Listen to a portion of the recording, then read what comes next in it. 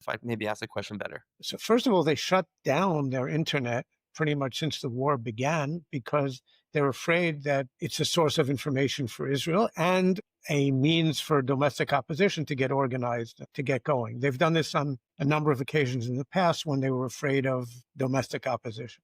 But there are sources or there are other channels of information. And here maybe we have a generational difference. It's not just the internet. There's something called a newspaper. Lots of people in Iran read newspapers, and there's TV and radio news, which young people in the West today do not read or listen to very much. But in Iran, they do more. And if the internet has been shut down, then of course those are the channels available, and they're all state run or state controlled in Iran's case.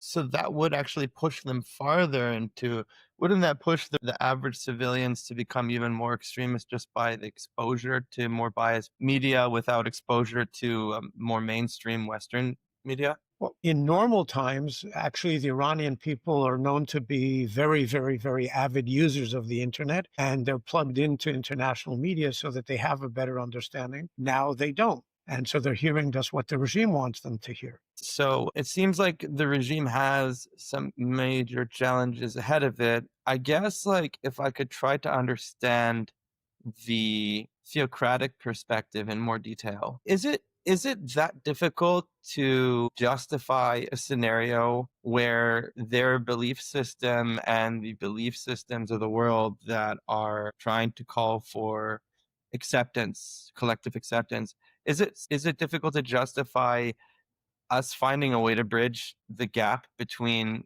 their belief systems and those that seek peace and acceptance in the world? I think it's hard. The West, ever since the Islamic Revolution, has tried to find ways to preferably topple the regime. And if you couldn't change the regime itself, at least change its behavior. And Iran has remained a revolutionary regime. It's calmed down a little bit over the years, but it's remained a revolutionary regime with extremist objectives, which it goes around pursuing in a way that other countries don't. So they built up enormous proxy players in the region, first and foremost Hezbollah, and then Hamas and the Houthis and others, huge Shiite militias in Iraq and Syria.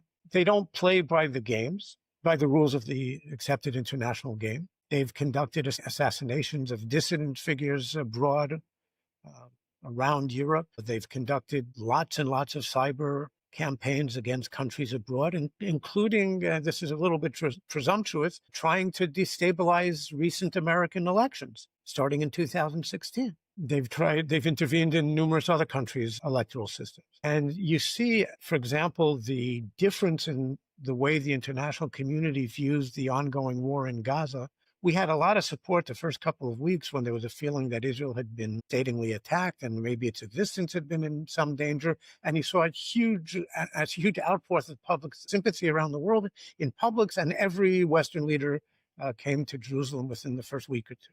But then I don't have to tell you, and I'm sure not viewers, that let's say Israel is no longer very popular in the West. And here you saw when Israel was very unpopular, and France was about to hold a conference, co-hosting a conference with the Saudis the following week, which was supposed to lead to the establishment of a Palestinian state. And so there was a lot of tension between France and Israel about that, and with the West as a whole over Gaza and the entire Palestinian issue. And then Israel goes and out of the blue attacks Iran. Now, it wasn't entirely out of the blue because there are a whole variety of very good reasons that it happened now, but nobody was expecting it on Friday the 13th or any time in June or in this period of time. And again, you see the Western world, at least the leaders, strongly supporting Israel. You saw the G7 coming out with a very supportive statement, because everyone recognizes that Iran is a different story. It's an extremist actor. It is, or it does pose an existential threat to Israel,